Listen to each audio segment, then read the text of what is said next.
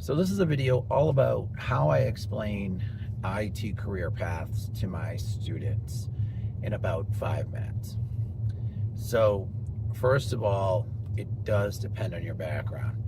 A majority of the students that I have are students who may be transitioning from one career to another, and they may be carrying over some technology skills into this new career.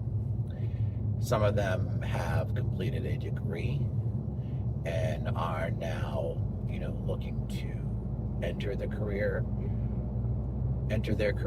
and workforce. And some have completed a bachelor's degree, some have completed a 2-year degree. Some of my students are working on certifications and are expanding their skill sets through certifications, not necessarily traditional degrees. So I think it's first very important to step one, where are you coming from? What skills are you bringing to the table? And with those skills, what are your plans? What's your next step? So first of all, a self-assessment about where you are, what skills you have, what you're going to try to do next, and why, and what's your goal. On that self-assessment, you are going to essentially find yourself in a couple different places. This is where we get a little more real. So first of all, you're going to find yourself in the entry-level IT help desk position scenario. This is someone who's transitioning from another industry. This is someone who maybe has just left school with a bachelor's or a 2-year degree, or someone who has maybe a high school diploma and some certifications to help support showcasing their knowledge in tech. They might even have some boot camp experiences. So that's the entry-level tier. Now, a lot of people can enter in on the entry-level tier, so there's a lot of competition. There's a heavy need to have your resume look and feel like an IT support person who has skills, experiences, soft skills, communication skills, all of the skills that would come with an entry-level position. The tier up from that would be someone who potentially has some system administration experience, some more advanced networking experience, someone who maybe has prior experience working IT support and enough experience to basically establish that they've done the entry-level role to the level in which they were then provided opportunities to learn more systems and how they integrated, maybe potentially some data management with their role. And while they worked in this entry-level role, they acquired additional certifications. They also look to advance themselves within their organization and are now looking to take the next step. So that's the step up, is having had more additional experience and are able to build off of it. Now, that career path can include jobs like an entry-level assistant network administrator, an assistant systems administrator, someone who has some network management experience, setting up and managing networks and troubleshooting networks. There's this extension into having had more privileges than you might have in an entry-level program. Now, with those privileges comes the potential ability to have, additional reliance on your skill set.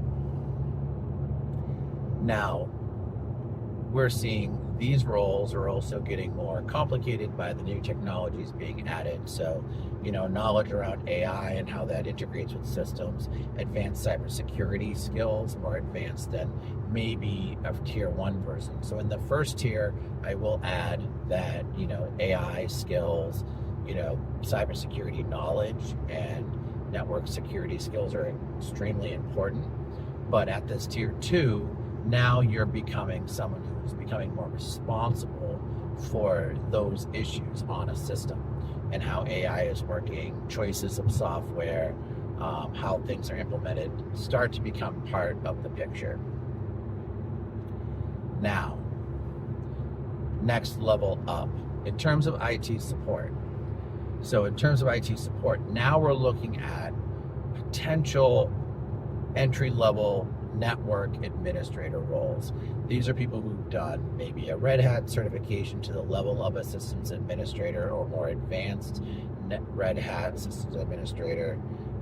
These could be people who've done multiple CompTIA certifications, A+, Security Plus, network certifications, CNA. So you definitely are at this level, have experience in the workplace, not only with a frontline entry-level tech support position, but also managing systems, managing a network, and now you're managing, building the network infrastructure and managing that whole process at an institution, within an organization.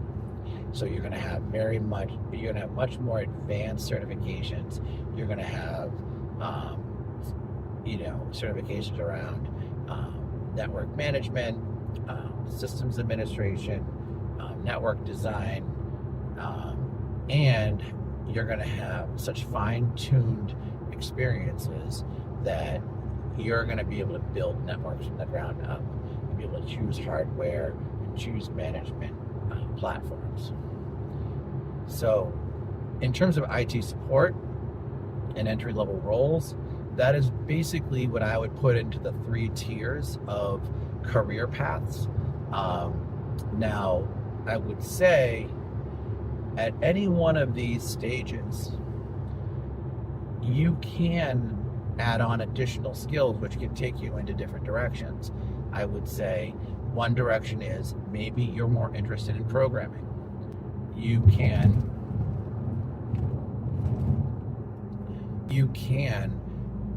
go in that direction. You could go in a more computer science direction. You could go in a direction which is more focused on computer science, programming, skill development. But that's going to either happen probably earlier in your educational journey, maybe after some of the initial help desk experience, and it's for the person who wants more in that area. And they're looking more at doing programming, software development, and you're going to require additional coursework or self-learning to master those skills. Additional tangents off this traditional path is also going to be data management.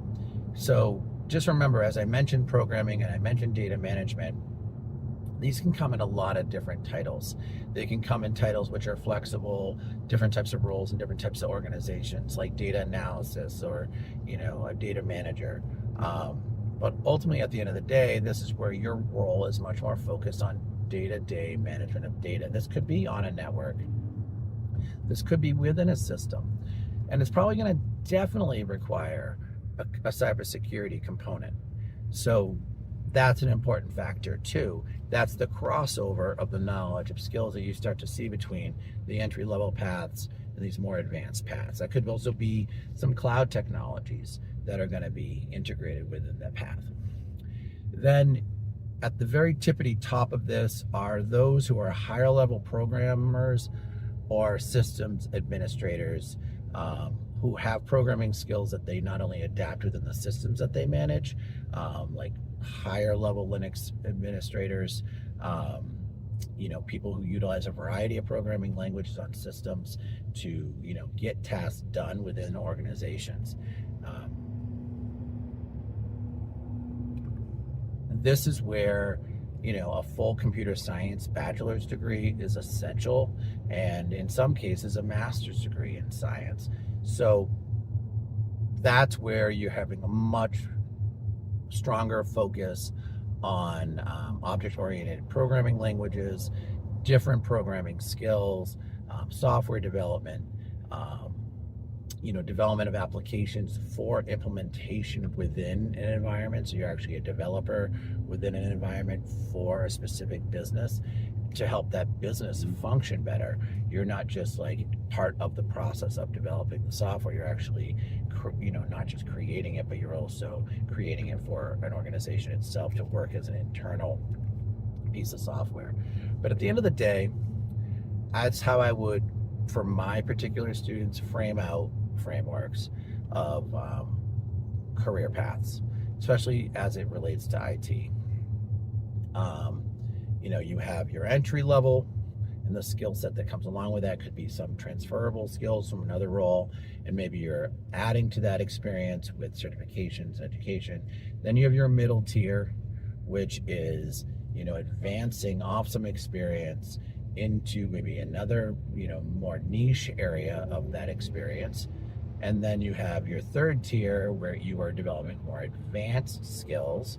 And what happens is all of these skills ultimately align with a different opportunity on the network side. I mean, all of these ultimately align with a different opportunity in the field. So you're going to have, entry level system administrator type roles. Then you're going to have network administrator, and some of those skills are going to ebb and flow between them. But ultimately, this is a 5-minute explanation. So you're going to see a lot of different variables, both in job titles, both in skill sets, and both in day-to-day work within the roles. I mean, I think different organizations utilize technology differently, and also the different types of projects you might be involved with are going to be tremendously different. But also, just a word of advice, I would be sure to include essential knowledge around AI and programming. With AI, also cybersecurity and penetration testing, and a lot of the components of what the cybersecurity roles have, so that you have that flexibility and knowledge of data handling and management. Those areas, cloud computing knowledge, different types of software that run on cloud platforms, Amazon and also Google Cloud, products. You definitely want to have a base that can kind of help you be flexible depending on the environment that you plan on working within. So thanks for checking out the video. Hopefully that gets you started down a path of better understanding what you might be looking for in an IT career. Those are different pathways, and they require different skills and abilities. So take your time. Feel free to reach out to me if you have any additional questions that you think I can help you with, and check out another video if you get a chance, and give me a like and subscribe.